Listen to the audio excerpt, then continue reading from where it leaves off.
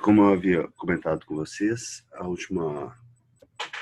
nossa última discussão, a gente vai ter aqui algumas referências, que é do Dalgarron, que é do Manual de Psicopatologia e Semiologia dos Transtornos Mentais, do Fiorelli, que é um que a gente já usa já no campo da psicologia jurídica, e do Zimmermann, que faz uma boa dissecação também das relações dos transtornos mentais da psicopatologia.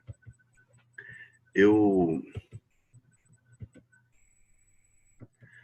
havia comentado com vocês que na última aula que a gente ia fazer esse percurso inicial aqui, que é discutir as neuroses, então falar um pouco sobre a ansiedade, sobre os transtornos fóbicos, a questão da depressão, da histeria e da obsessão. E hoje a gente entraria aqui no campo das psicoses. Então a gente falou um pouco da neurose. A gente já havia discutido a neurose nos mecanismos de defesa. Só que chega um determinado momento que essas neuroses elas se transformam em patologias pelo excesso ou pela ausência, que é isso que eu já tinha falado para vocês. Assim. Mas só que aqui elas vão gerar um impedimento.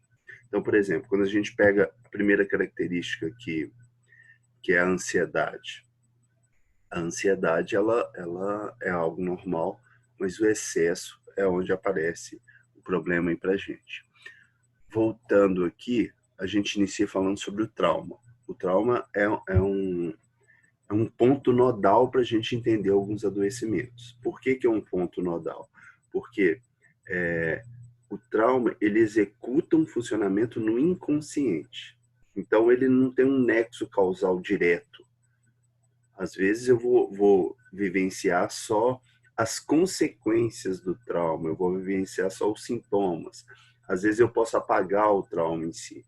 Então, é importante entender que o trauma ele retoma aqui para a gente a temporalidade do inconsciente, uma outra relação que vai mudar aqui, ó, os seus sentimentos de autoeficácia, modificação da percepção, transformação da percepção do mundo. Então, depois que você vivencia alguma coisa lá, por exemplo, nos estudos de caso que nós fizemos, depois que você vivencia lá alguma coisa, você muda a sua percepção. No caso da Luciana, lá, depois do estupro, a rua todas as ruas do bairro começam a ficar mais escuras, ela começa a ficar mais receosa. Então, ela tem uma mudança da percepção dela. Ela também começa a se cobrar mais, começa a achar que a culpa é dela, então você vai ter esse sentimento de autoeficácia. No caso do trauma dela, é algo que está ali no campo do consciente. Ela lembra que ela foi abusada. Mas pode ter até momentos que são tão grotescos que ela vai lá e joga para o inconsciente, que ela apaga, simplesmente. Então a gente vai ter essa relação aí constante no trauma. Então você vai pegar aqui a pessoa reduzindo a sua interação social, comportamento de fuga e de evitação. Esses comportamentos pós-traumáticos, eles são muito perceptíveis em crianças. Quando vocês estiverem em contato com alguma criança que tá em algum conflito, você vai ver assim que ela tem um desenvolvimento habitual e aí ela muda de repente. Então, devido a algum tipo de trauma, ela reduz a interação social, ela reduz o toque, ela fica com uma percepção mais cuidadosa com um monte de coisa. Um monte de características dessas vão aparecer. Mas seguindo aqui, como eu comentei, a gente está no campo da neurose. Foi isso que a gente perpassou na última aula e que eu vou voltar rapidamente. Então, tem um grau de sofrimento e de desadaptação em uma área importante da vida. E é uma desadaptação que impede o cotidiano da vida normal. Então, assim, diferente do mecanismo de defesa, que é algo que está ali e que vai transitar, aqui vai te impedir. E aí a gente tem que entender um pouquinho melhor sobre isso.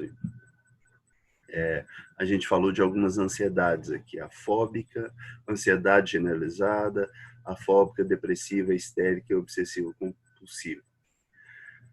transtorno de ansiedade. Então, algumas características que eu falei para vocês. Primeiro, a ansiedade é algo normal.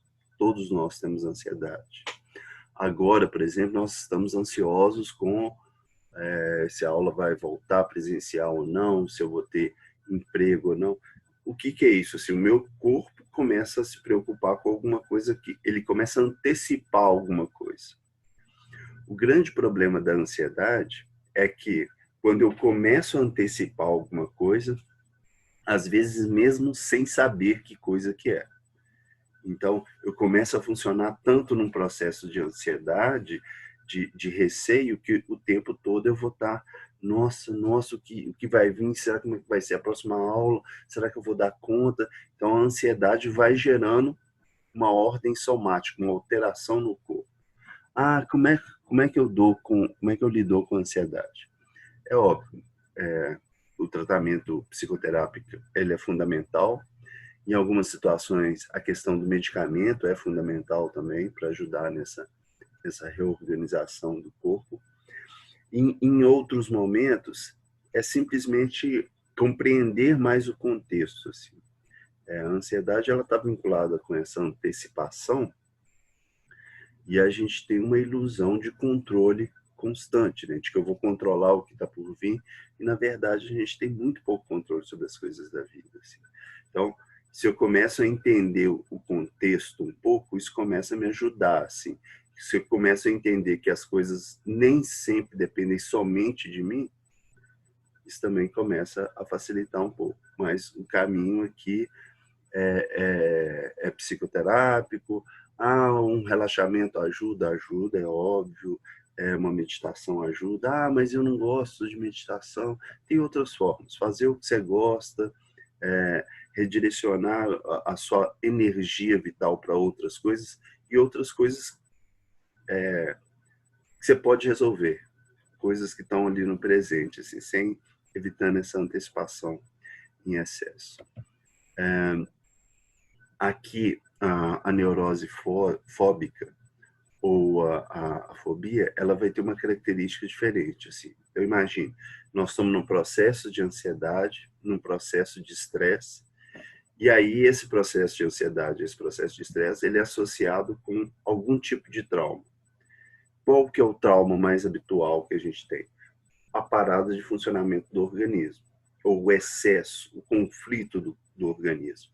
Então, eu estou lá tenso e ansioso com um monte de coisa, e aí eu passo mal. Passo mal, vamos dizer, antes de ir para o trabalho. Por que eu passo mal? Por causa do trabalho? Não, eu passo mal pelo contínuo excesso de ansiedade ou de estresse. Só que a partir desse momento, o meu medo ele começa a ser direcionado para uma coisa. Foi isso. Só que como eu não resolvo o excesso de atividade, como eu não resolvo um monte de coisa, eu vou continuar tendo isso em determinados momentos, e isso pode até passar para outras coisas. A neurose fóbica ou transtorno fóbico, ele está relacionado. Então, é um trauma que vai fazer você associar a sua ansiedade àquele trauma. Então, estava dentro do ônibus, passei mal. Vou, a partir desse momento, ficar com ansiedade ou vou ficar com um pânico de entrar dentro do ônibus. Então, tem algo mais direcionado. Mas não quer dizer que a culpa é do ônibus, quer dizer que é do processo. Então, lá, é o uso por parte do paciente de uma técnica de evitação de todas as situações que lhe parecem perigosas. Então, a fobia ela já começa a ficar mais específica. A neurose depressiva já é o contrário um pouco da ansiedade. Assim, se na ansiedade a gente direciona uma energia nossa para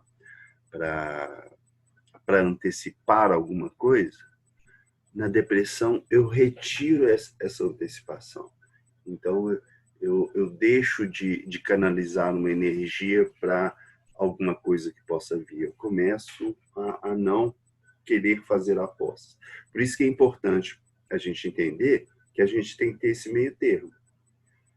A depressão, a característica dela é essa, assim, eu não invisto mais. você vai para o trabalho? Ah, vou.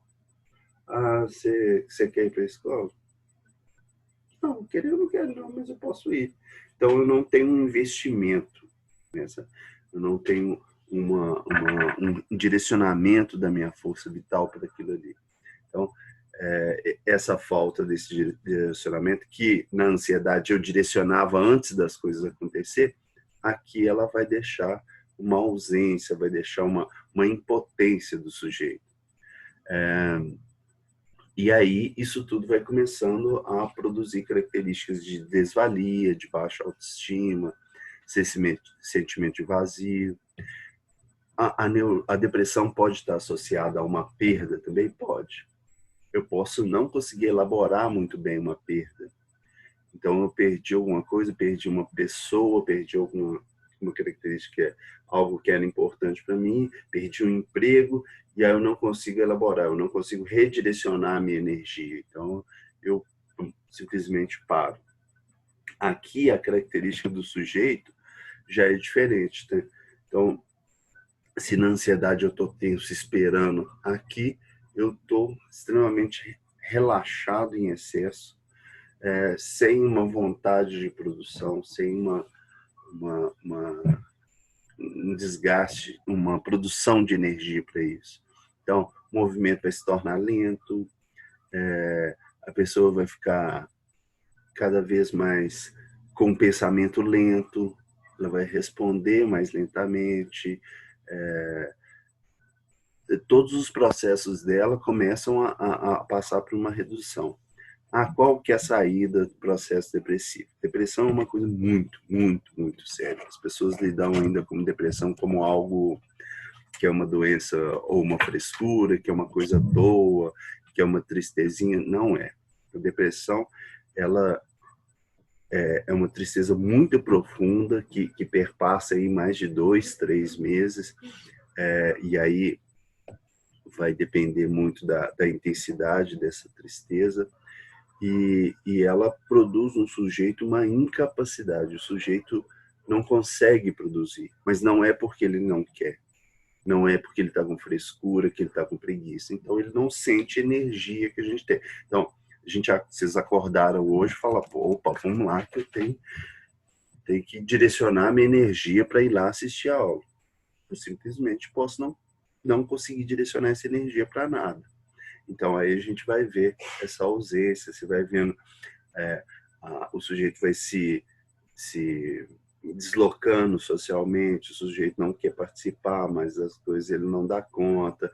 E aí vão acontecendo vários fatores de perda de namorado, de perda de emprego, que aí vai só acumulando, o sentimento de desvalia vai só aumentando. Qual que é a saída para isso aqui? Primeiro, em casos de depressão, o acompanhamento terapêutico e o acompanhamento psiquiátrico, às vezes, é extremamente necessário. O terapêutico é inquestionável, mas o psiquiátrico porque, às vezes, o sujeito sente que ele está incapacitado, sente que ele não dá conta, mas ele não consegue sair daquilo. Então, você vai pegar lá uma mãe de família que está lá vendo seus filhos sem comer e não consegue levantar para dar comida. Então, assim, você precisa do medicamento ali para a pessoa minimamente se regular.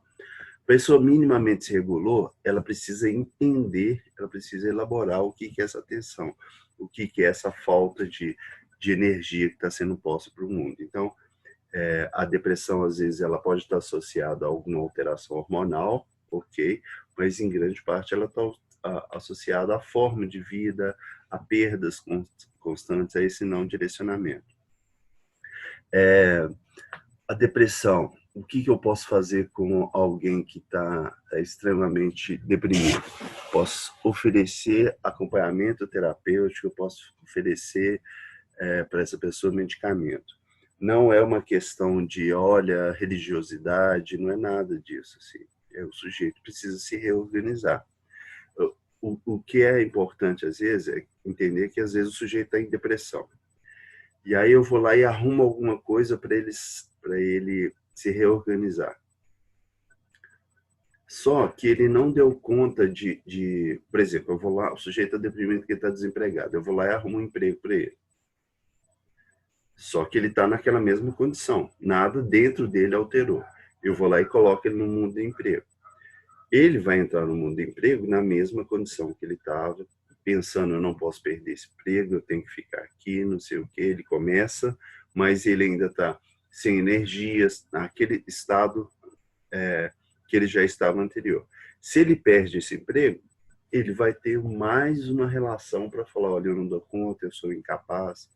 A depressão é uma das doenças com maior índice de suicídio entre as doenças do campo da saúde mental, porque ela tem um cunho cultural muito complicado, assim, esse cunho de frescura, de tudo isso que a gente já falou. Assim. Então, é uma doença que precisa de muito cuidado, é uma doença que tem aparecido em crianças, que tem aparecido muito fortemente em adolescentes, tem aparecido muito fortemente em idosos. Então, assim, ela precisa de um cuidado gigantesco para lidar com ela. A neurose. Eu falei de neurose histérica com vocês, e a neurose histérica ela é uma explicação direta de algumas relações nossas com o mundo e com o cotidiano. Ela pode também ser associada a algumas relações nossas com a cultura. Por exemplo, a histeria ela vai ter como uma característica muito clara, assim, uma conversão no corpo de impulsos ou de desejos reprimidos, inaceitáveis. Né?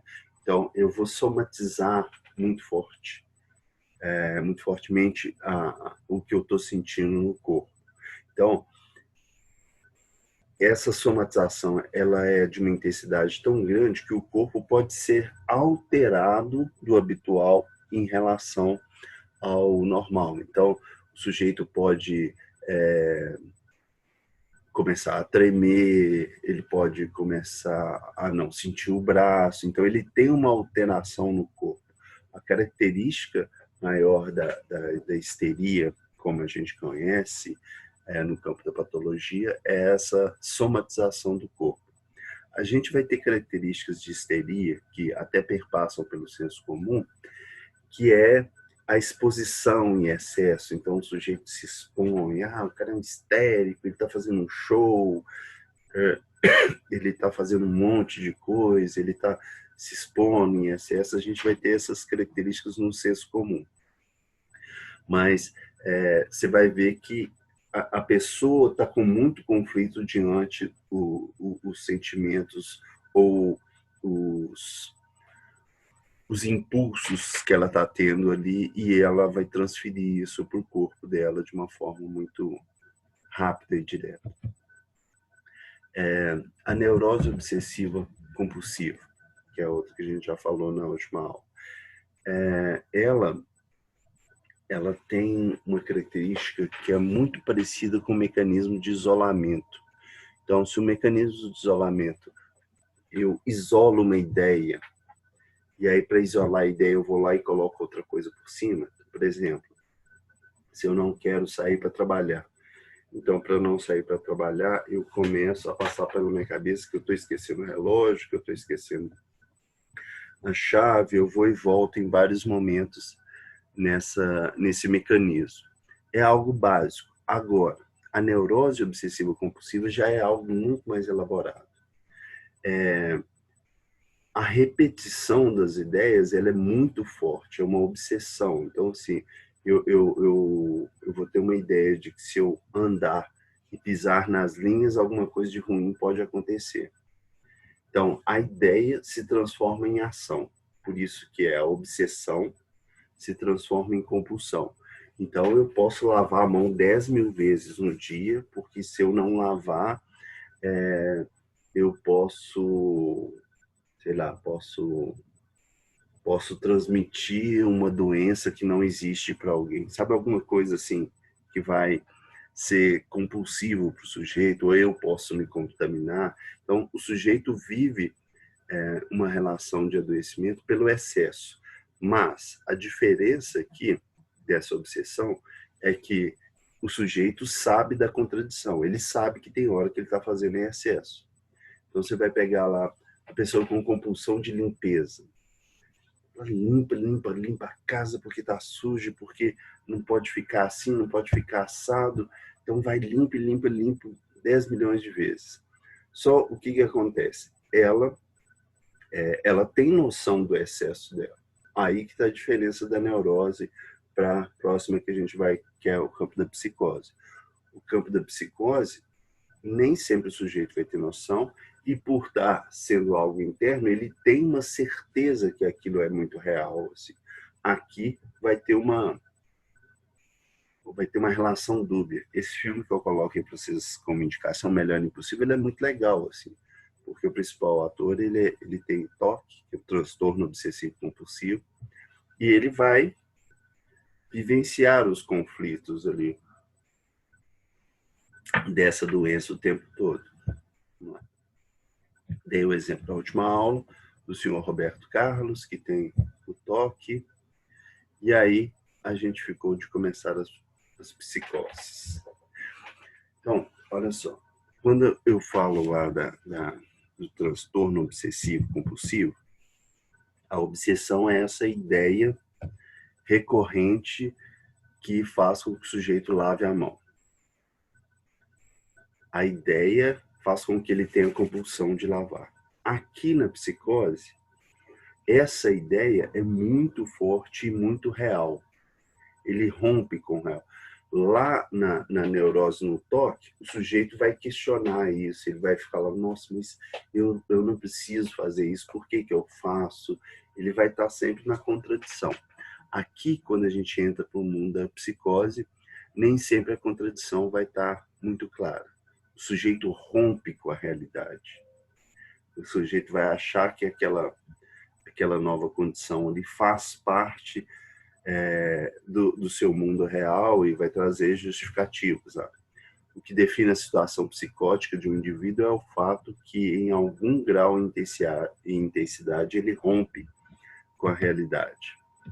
E aí tem duas características aqui que é importante a gente começar a definir, que é o delírio e a alucinação. São duas palavras que a gente ouve habitualmente, mas no campo subjetivo vai ter outra perspectiva. Ah, mas para que eu, nessa minha área, preciso saber sobre isso? Você precisa saber porque, às vezes, você vai pegar casos que você vai comunicar com outros profissionais e eles vão usar essas denominações. Então, vamos lá. A alucinação. A alucinação, a gente começou a falar dela lá na alteração da percepção. Alteração da percepção do mundo. Então, o que é alucinação? São experiências sensoriais reais baseadas em objetos e fenômenos reais. Como assim? Olha, a alucinação é quando, no campo da minha consciência, tem uma alteração.